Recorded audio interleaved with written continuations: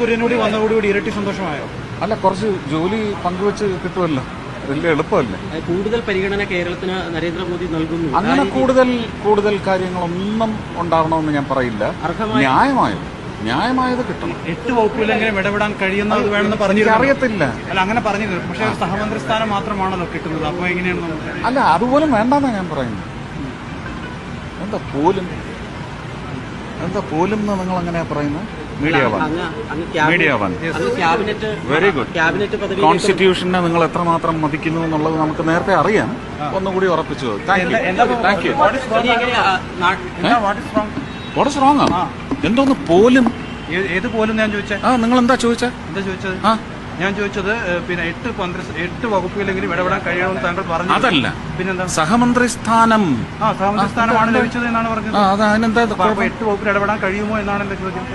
Sir, MP-ക്ക് എല്ലാ വകുപ്പിലും ഇടപെടാൻ കഴിയില്ലേ? MP-ക്ക് നിങ്ങൾ ആദ്യം ചോദിച്ച ചോദ്യം ഒന്ന് റീപ്ലൈ ചെയ്ത് കണ്ടോളൂ, ജനങ്ങൾക്ക് മനസ്സിലാവും.